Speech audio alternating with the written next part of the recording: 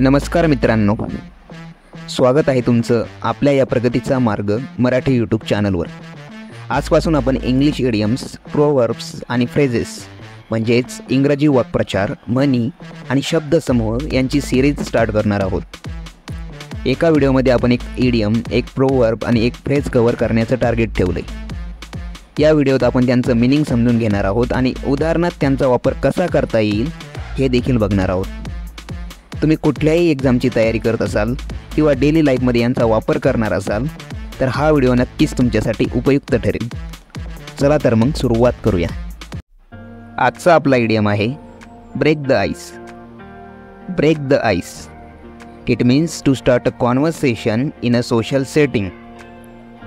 Break the ice हा एक वाक्प्रचार आहे ज्याचा अर्थ सामाजिक परिस्थितीत संभाषणाची सुरुवात करणं असा होतो, ज्यामुळे तणाव किंवा जो अवघडलेपणा आहे तो कमी होतो आणि लोकांना अधिक कम्फर्टेबल वाटू लागतं। या वाक्प्रचाराचा उगम जमिनीवर किंवा समुद्रात गोठलेल्या बर्फाचा तुकडा तोडून बोटीला मार्ग मोकळा करण्याच्या प्रक्रियेतून झालाय।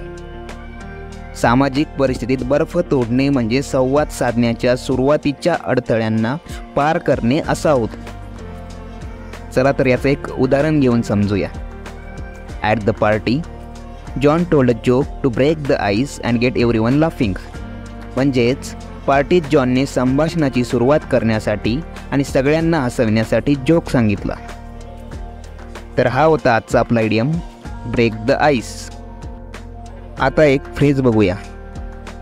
तर आजची आपली फ्रेज ऑफ द डे आहे a piece of cake. A piece of cake this phrase is used to describe something that is very easy to do. मराठीत याचा अर्थ होतो हातचा मळ असणे, म्हणजेच एखादी गोष्ट अत्यंत सोपी असणे। चला तर याचं एक उदाहरण घेऊन समजूया। Sara found the math test surprisingly simple. She finished it quickly and confidently told her friends afterward the test was a piece of cake. म्हणजेच साराला गणिताची परीक्षा खूप सोपी वाटली, तिनं ती पटकन पूर्ण केली आणि नंतर आपल्या मित्रांना आत्मविश्वासानं सांगितलं ती परीक्षा म्हणजे पीस ऑफ केक होती। याचा अर्थ तिला ती खूप सोपी वाटली। तर ही होती आजची आपली phrase of the day a piece of cake. आता आपण एक प्रोवर्ब म्हणजेच एक म्हण बघणार आहोत।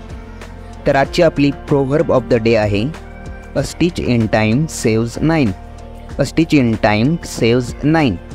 It means addressing a problem or performing a task promptly can prevent it from becoming a bigger issue later on. म्हणजेच वेळेवर एखादी समस्या सोडवणं किंवा काम करणं भविष्यात मोठ्या समस्यांपासून वाचू शकते। याचा उद्देश लवकरात लवकर कृती करण्याचे महत्त्व दाखवणे आहे, जेणेकरून अधिक मोठ्या अडचणी आणि प्रयत्न टाळता येतील। चला तर याचं एक उदाहरण घेऊन समजूया।